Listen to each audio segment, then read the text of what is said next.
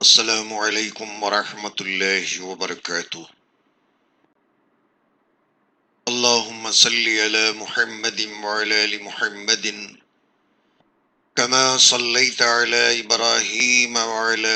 آل ابراہیم انک حمید مجید۔ اللہم بارک علی محمد وعلی آل محمد کما بارکت علی ابراہیم وعلی آل ابراہیم انک حمید مجید۔ اعوذ باللہ من الشیطان الرجیم، بسم اللہ الرحمن الرحیم۔ من کان یرید حرث الآخرة نزد له فی حرثه ومن کان یرید حرث الدنیا نؤته منها وما له فی الآخرة من نصیب۔ ام لهم شرکاء شرعوا لهم من الدین ما لم یأذن به اللہ ولولا کلمۃ الفصل لقضی بینہم وإن الظالمین لهم عذاب ألیم۔ ترى الظالمین مشفقین مما کسبوا وهو واقع بهم والذین آمنوا وعملوا الصالحات فی روضات الجنات لهم ما یشاءون عند ربهم ذلك هو الفضل الكبیر۔ صدق اللہ العظیم۔ اللہ تبارک و تعالی سے ہم تمام کی یہ دلی دعا ہے کہ پروردگار عالم محض اپنے فضل سے ہم تمام پر رحم فرمائے، کرم فرمائے، عافیت کا معاملہ فرمائے۔ پورے عالم کے اندر مسلمان جو یہودی کافروں کی سازشوں کے شکار ہو کر مصیبت زدہ ہیں، اللہ تعالی راحت عطا فرمائے، عافیت عطا فرمائے، اور ہم تمام کو اپنے فضل اور کرم سے نیکوکار بندوں میں شامل فرمائے۔ قرآن اور حدیث پر عمل کرنے کی اللہ تعالی ہم تمام کو توفیق عطا فرمائے۔ سورۃ الشورى کی یہ چند آیات کریمہ ہیں۔ اللہ تعالی بیان فرماتے ہیں، بسم اللہ الرحمن الرحیم، شروع کرتا ہوں میں اللہ کے نام سے جو بڑا ہی مہربان نہایت رحم والا ہے۔ من کان یرید حرث الآخرة نزد له فی حرثی، اور جو بندہ آخرت کی کھیتی کا طلبگار ہو، ہم اس کے لیے اس کی کھیتی میں اور بھی ترقی عطا فرماتے ہیں۔ ومن کان یرید حرث الدنیا نؤتہ منہا، اور جو بندہ، جو شخص دنیا کی کھیتی کا ارادہ کرتا ہے، ہم اسے تھوڑا کچھ عطا کر دیتے ہیں۔ وما لہ فی الآخرۃ من نصیب، اور اسے آخرت کے اندر کوئی حصہ نہیں ہوگا۔ ام لہم شرکاء شرعوا لہم من الدین ما لم یأذن بہ اللہ، کیا ان کافروں نے اللہ تبارک و تعالیٰ کے لیے شرکاء تجویز کر لیے کہ جن شرکاء نے ان کافروں کے لیے احکام دین بیان کیے، جس کا اللہ تبارک و تعالیٰ نے حکم نہیں فرمایا۔ وَلَوْلَا كَلِمَةُ الْفَصْلِ لَقُضِيَ بَيْنَهُمْ، اور اگر اللہ تبارک و تعالیٰ کی طرف سے فیصلے کا وعدہ نہیں ہوتا تو ان کافروں کے درمیان میں کب کا فیصلہ ہو چکا ہوتا۔ وَإِنَّ الظَّالِمِينَ لَهُمْ عَذَابٌ أَلِيمٌ، ظلم کرنے والے کافروں کے لیے بڑا دردناک عذاب رکھا ہوا ہے۔ تَرَى الظَّالِمِينَ مُشْفِقِينَ مِمَّا كَسَبُوا وَهُوَ وَاقِعٌ بِهِمْ، اللہ کے نبی صلی اللہ علیہ وسلم، آپ ان ظالم کافروں کو، مشرکوں کو دیکھیں گے کہ یہ ان کے کیے کرائے اعمال کو دیکھتے ہوئے لرزہ برندام ہوں گے، کانپ رہے ہوں گے، اور وہ ان کے سروں پر واقع ہو کر رہے گا۔ والذین آمنوا وعملوا الصالحات فی روضات الجنات، اور جو لوگ ایمان لے آئے، مسلمان بنے، ایمان والے بنے، سنت کے مطابق جنہوں نے زندگی گزاری، عمل کیا، فی روضات الجنات، یہ لوگ بہشت کے، جنت کے باغات میں ہوں گے۔ لہم ما یشاؤون عند ربہم، ایسے مسلمانوں کے لیے، ایمان والوں کے لیے، ان کے پروردگار وحدہ لا شریک کے یہاں ان کے اپنے خواہش کے مطابق سب کچھ موجود ہوگا۔ ذالک هو الفوز الکبیر، یہ بہت بڑا فضل ہے جو اللہ تبارک و تعالی جنتیوں کے لیے جنت میں رکھا ہے۔ صدق اللہ العظیم۔ اللہ تبارک و تعالی نے ان آیات کریمہ میں دو کھیتیوں کا ذکر فرمایا۔ ایک کھیتی دنیا کی کھیتی ہے، اور ایک کھیتی آخرت والی کھیتی ہے۔ دنیا کو اللہ تعالیٰ نے کھیتی کی مثال دی، اور آخرت کے تعلق سے بھی اللہ تعالیٰ نے کھیت کا لفظ استعمال کیا، کھیت سے تعبیر کی، کھیت کی مثال دی۔ دو کھیتیاں ہمارے سامنے ہیں، انسانوں کے سامنے ہیں۔ اب انسان کی مرضی ہے، چوائس انسان کی ہے کہ تو چاہے یہاں کا کسان بن جائے، اور چاہے تو انسان وہاں کا کسان بن کر فصل وہاں کاٹنے والا بنے۔ اللہ تبارک و تعالیٰ نے انسان کو منع کر دونوں اختیار عطا فرمائے۔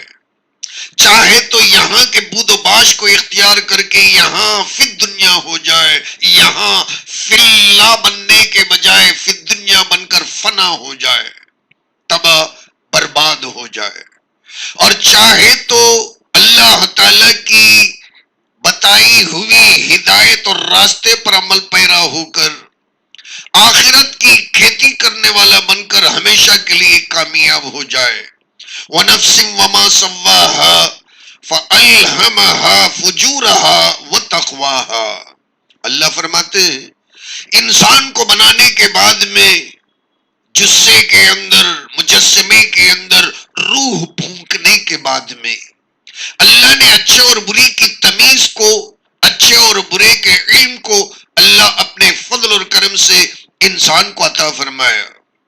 کہ کیا بھلا ہے کیا برا ہے۔ اللہ تعالیٰ انسان کو یوں ہی الہڑ پیدا نہیں کیا، اللہ نے انسان کو بے وقوف نہیں پیدا کیا، عالم پیدا کیا، جانکار پیدا کیا۔ اسے اتنی بڑی عقل اور اتنا بڑا ذہن عطا فرمایا کہ زمین پر چلنے والا آسمانوں کی کھوج میں چاند تک پہنچ سکتا ہے، سورج زمین سے کتنی مسافت پر چمکتا ہے زمین پر بیٹھ کر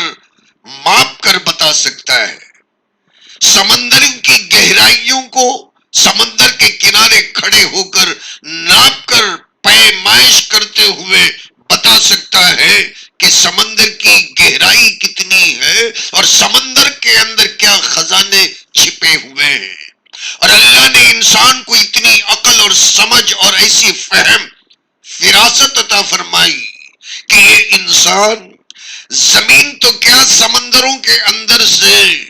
کنواں بنا کر پیٹرول کو کھینچ کر باہر نکال لیتا ہے۔ تو اللہ تعالیٰ انسان کو بے وقوف پیدا نہیں کیا کہ قیامت میں کھڑے ہو کر بے وقوف کی طرح، بھولے بندے کی طرح ہاتھ باندھ کر کہہ دے کہ مولا میں تو کچھ بھی نہیں جانتا۔ اللہ قسم کھا کر بیان فرماتے ہیں وَنَفْسٍ وَمَا سَوَّاهَا فَأَلْهَمَهَا فُجُورَهَا وَتَقْوَاهَا، اور اس نفس کی، اس جان کی قسم ہے جو اللہ نے جسے کے اندر ودیت فرمائی،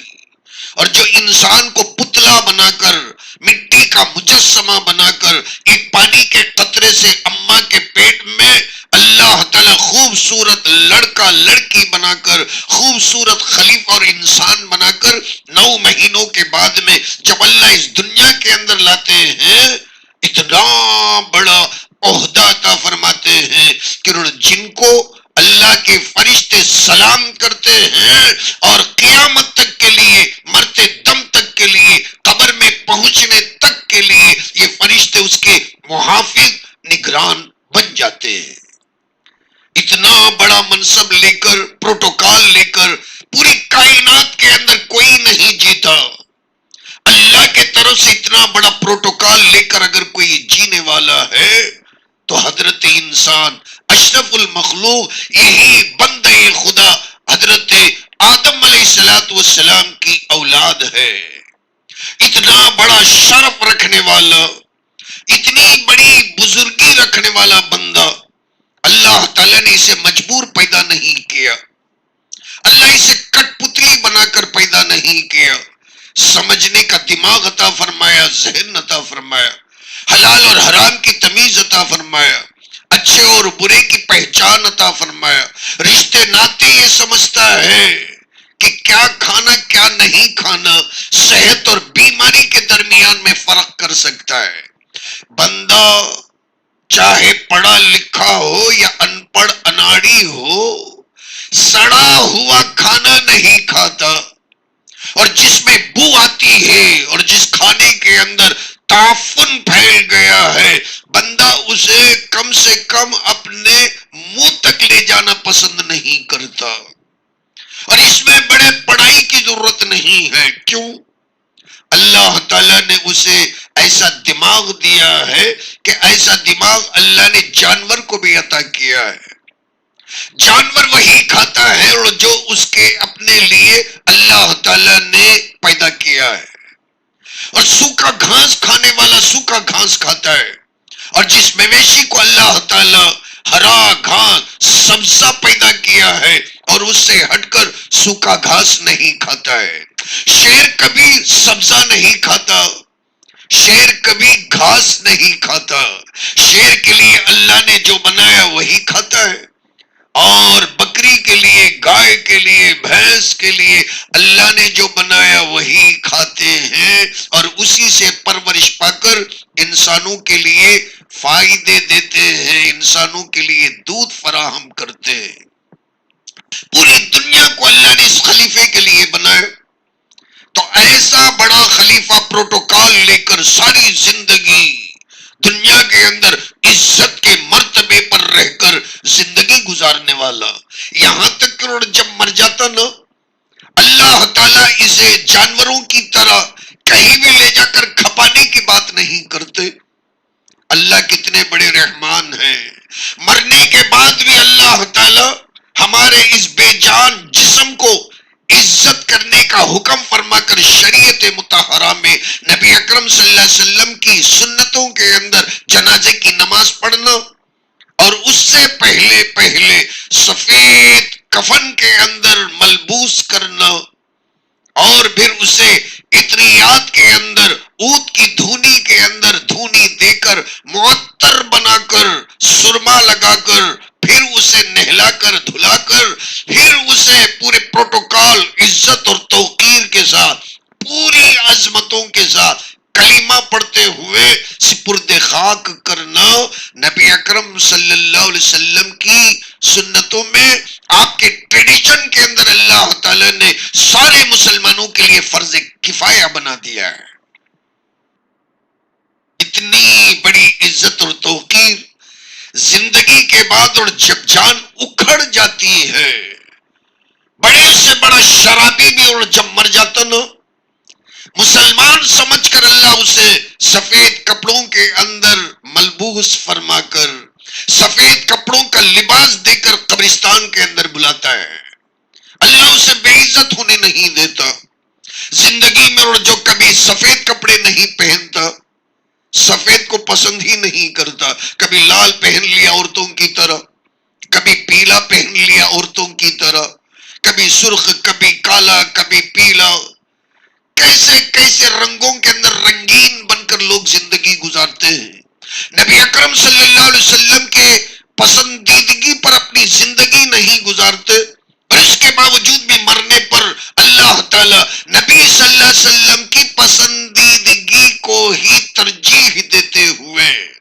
فوقیت عطا فرما کر ہزار رنگ تو پہن لے. جب مرے گا نبی اکرم صلی اللہ علیہ وسلم کی پسندگی پر اللہ تعالیٰ اسے عطر کے اندر نہلا کر، اللہ اسے غسل اور وضو کروا کر، نہلا کر، پاک صاف بنا کر، پھر سفید لباس پہنا کر، اونٹ کی دھونیوں میں دھونی دے کر قبرستان کو بلاتے ہیں اور پھر فرشتوں سے باعزت اس سے سوال فرماتے ہیں. یہ اللہ تعالیٰ کی مہربانی ہے کہ اللہ تعالیٰ بندہ چاہے کتنا گنہگار ہو مرنے کے بعد بھی اسے بے عزت نہیں کرتے. اللہ کی اس رحمانیت کو سمجھنے کی ہم تمام کو اللہ تعالیٰ توفیق عطا فرمائے. اگر یہ سمجھ دنیا کے اندر جیتے جی کسی انسان کو حاصل نہیں ہوتی، اللہ تعالیٰ فرماتے ہیں وَمَنْ كَانَ يُرِيدُ حَظَّ الْآخِرَةِ نَزِدْ لَهُ فِي حَرْثِهِ، جو بندہ اس بات کو سمجھ جاتا ہے کہ مجھے مرنے کے بعد میں قبر میں جا کر اللہ تعالیٰ کے ہاں جواب دینا، قیامت کے اندر کھڑے ہو کر اللہ کو منہ دکھانا ہے، پوری زندگی کا حساب اللہ کے سامنے بتانا ہے، پیش کرنا ہے، جواب دینا ہے، آخرت کی کھیتی جسے سمجھ میں آ جاتی ہے. اللہ فرماتے ہیں جو بندہ آخرت کی فکر کے اندر آخرت کی کھیتی شروع کر دیتا ہے، اللہ تعالیٰ قحط سے بچا لیتے ہیں، سوکھا پڑنے سے بچا لیتے ہیں. فرماتے ہیں اللہ کا وعدہ ہے، اللہ ہمیں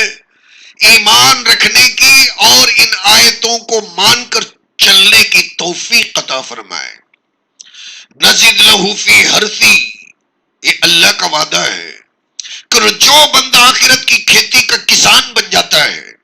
وہاں کی فکر کرتا ہے، اور ہم اور بھی زیادہ ترقی عطا فرماتے ہیں، اور بھی زیادہ. اگر 1 ایکڑ کا مالک ہے 2 ایکڑ بنا دیں گے. 3 ایکڑ کے اندر اگر وہ ہل چلا رہا تھا تو ہم اسے 4 ایکڑ بنا دیں گے، اور اگر 5 ایکڑ کا اگر بندہ ہے تو ہم اسے 10 ایکڑ کے برابر اللہ تعالی ترقی عطا کریں گے.